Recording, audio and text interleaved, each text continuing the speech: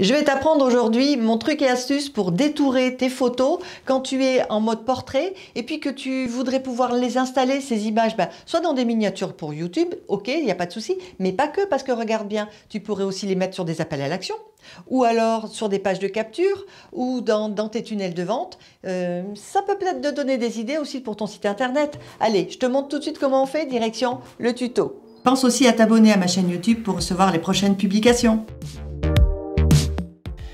Ok, écoute, on va regarder aujourd'hui un logiciel qui s'appelle Remove BG que tu as en ligne sur ton navigateur. Remove qui veut dire retirer et BG pour background qui veut dire arrière-plan.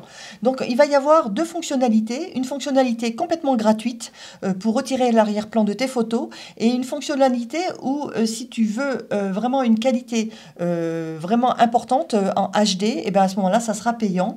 Mais on va regarder justement comment on s'en sert et puis on fera je te montrerai la différence entre l'image gratuite et l'image en HD pour que après tu fasses ton choix et tu vois quelle position tu veux prendre et savoir si tu veux investir ou pas. De temps en temps, pour certaines images, à mon avis, ça peut être intéressant d'investir quelques euros pour avoir une belle image bien détourée. La première étape, écoute, c'est de récupérer la vidéo que je te montre là où j'ai fait le clown face caméra et cette vidéo, je l'ai filmée tout simplement avec ma caméra et je l'ai amenée sur Filmora. Donc je vais lancer Filmora et je vais te montrer comment on récupère des images si tu ne sais pas le faire, des snapshots, des captures images d'une vidéo. Allez, c'est parti, je lance Filmora.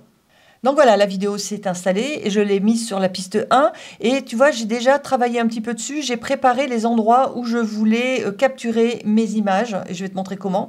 Alors, comment j'ai fait ces petits marqueurs? Tout simplement, tu vois, il y a une petite astuce ici, à côté du micro, tu as ajouté un marqueur. Donc, tu sélectionnes la piste sur laquelle tu veux mettre un marqueur. Admettons que je voudrais en mettre un ici. Donc, j'appuie simplement sur ajouter un marqueur et donc à l'endroit où j'étais à l'instant, ça m'a posé, tu vois, ce marqueur bleu. Alors, tu peux aussi, quand tu es sur un marqueur, changer sa couleur. Si par exemple, ça a une utilité de mettre des couleurs différentes sur les marqueurs. Donc ça, parenthèse terminée sur les marqueurs. Celui-ci, je vais le retirer parce que j'en ai pas besoin. C'était pas le marqueur que je voulais. Donc, je vais le retirer. Voilà, j'appuie sur clic droit et je fais supprimer. Et maintenant, je vais aller marqueur sur marqueur en simplement j'appuie sur le marqueur. Et donc ici, je suis à l'endroit très précis où je voulais capturer cette image. Alors, comment je capture une image?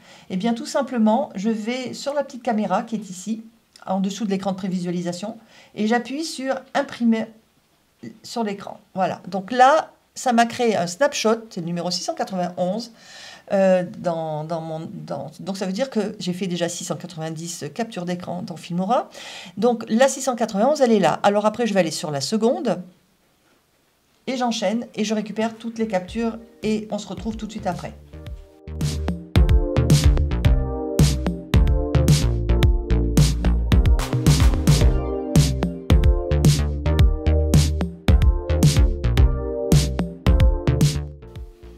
Et voilà, donc j'ai récupéré, tu vois, un certain nombre de captures écran. Si je me mets sur n'importe laquelle, par exemple sur celle-là, que je fais un double clic, elle apparaît là à l'écran de prévisualisation. Donc maintenant, je vais aller récupérer ces snapshots qui sont dans le logiciel Filmora sur mon ordinateur pour les installer dans mes ressources. Allez, c'est parti, étape numéro 2, on va récupérer les captures d'écran. Alors, je suis sur PC, donc Filmora est installé dans Documents, et dans Wondershare. Si tu es sur Mac, il faudra ici que tu ailles sur au départ dans ton menu vidéo et puis tu retrouveras le même chemin. Il y aura marqué Wondershare, Wondershare Filmora et le fameux dossier Snapshot, capture d'écran. Donc là, on a toutes les précédentes qui sont toujours en stock. Et là, tu vois, là, de la 691 jusqu'à la 708, c'est toutes les images que je viens de capturer. Donc, je vais les sélectionner tout d'un coup, je vais les retirer de cet endroit-là, je les coupe et je vais aller les placer à un endroit très précis pour pouvoir après m'en resservir, pour les sortir du logiciel Filmora et les mettre dans mon ordinateur. Allez, je vais ouvrir une deuxième fenêtre, voilà, où j'ai préparé un dossier qui va s'appeler Capture Expression Filmora et j'ai plus qu'à les coller.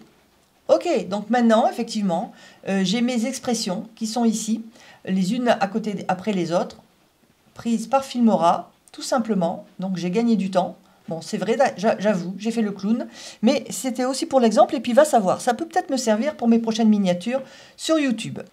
Donc maintenant, eh ben, écoute, on va retourner sur Remove BG. Soit je fais télécharger une image et je remonte dans mes dossiers, soit j'ai déjà la fenêtre de prête, et je vais par exemple prendre la 705, c'est sympa, celle-ci, et je vais tout simplement la faire glisser et l'amener sur l'arrière-plan. Et regarde, de façon magique, il m'a tout de suite fait mon arrière, il m'a tout de suite détouré mon arrière-plan.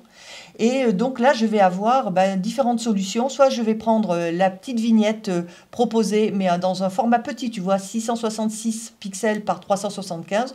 Ou alors, je vais garder mon image réelle de taille de Full HD qui était en 1920 par 1080. Si tu veux, il y a aussi la possibilité de modifier un petit peu la qualité de son détourage, parce qu'il pourrait avoir oublié quelque chose, ou tu voudrais quelque chose de plus fin, ou tu voudrais peut-être flouter derrière simplement, et pas simplement détourer complètement. Donc moi, mon objectif, c'est bien de détourer. Alors, je reviens en arrière. Là, voilà. Ok, donc là, tu pourras regarder un petit peu comment tu vas faire. Sache aussi que si tu veux aller un peu plus en profondeur pour gommer certaines choses, à ce moment-là, tu agrandis ton image. Et puis, tu vas dans Effacer, Restaurer. Et là, tu as une petite brosse, tu vois. Si tu t'en sers, alors tu vas pouvoir l'affiner. Et puis, tu vas peut-être pouvoir retirer certains détails. Imaginons que je voudrais retirer le pouce. Il n'y a pas lieu d'être, mais pourquoi pas? Regarde, si j'appuie là-dessus, hop, je vais pour retirer mon pouce. Voilà, donc tu vas pouvoir améliorer ce qu'ils t'ont proposé en utilisant cette petite brosse. Pourquoi pas, s'il y a un petit défaut et que tu veux le retirer. Allez, on revient en arrière parce que c'est pas mon but. Je voudrais bien avoir tous mes doigts, si c'est possible. Ok, donc je reviens sur l'arrière-plan. Je me remets en 100%. Alors, il y a aussi une possibilité, c'est qu'il te propose des arrière-plans tout prêts à l'emploi. Donc, si tu as des images, s'il y a des images qui franchement te plaisent là-dedans, tu la prends, elle est faite. Ou alors, tu prends une de tes propres images et puis tu vas sélectionner ta photo. Alors, tu vas sélectionner ta photo et par exemple, tu vas aller chercher. Voilà. Pourquoi pas? Tu vois, je suis allée en prendre une au hasard dans mon ordinateur. Toi, tu prendras ce que tu veux, mais peut-être que si on y réfléchit bien, si tu avais un joli design derrière, un bel arrière-plan que tu as préparé sur Canva, eh bien, ta photo pourrait être prête à l'emploi tout de suite. Bon, moi, ça ne va pas être le cas, donc je vais revenir en arrière. Je veux simplement revenir dans le modèle où il n'y a rien derrière moi, hein, où je suis bien en fond d'écran toute seule. Alors, cette image, j'ai donc deux solutions. Soit je la télécharge gratuitement au format 666 par 375, ou alors je la prends en HD. Donc, ce que je vais faire, c'est que cette image, je vais la prendre dans les deux cas, et après, on regardera à l'écran la différence de qualité. De temps en temps, l'image gratuite peut te suffire, mais de temps en temps, je pense que l'image en HD, même si ça coûte quelques euros, ça peut valoir le coup. Allez, on y va, je télécharge. Voilà, mon image est là. Ok, donc je vais la prendre, je vais la couper, je vais la mettre correctement à l'endroit où j'ai prévu de placer mes expressions. Alors, je vais le mettre dans ce dossier-là. Donc, on est d'accord que c'est la version light, hein, donc je vais la mettre ici. Comme ça, on fera bien la différence. Donc, elle s'appelle, tu vois, par défaut, il l'appelle Preview. Et maintenant, je vais faire le même job en achetant l'image. Donc, il faut acheter des crédits.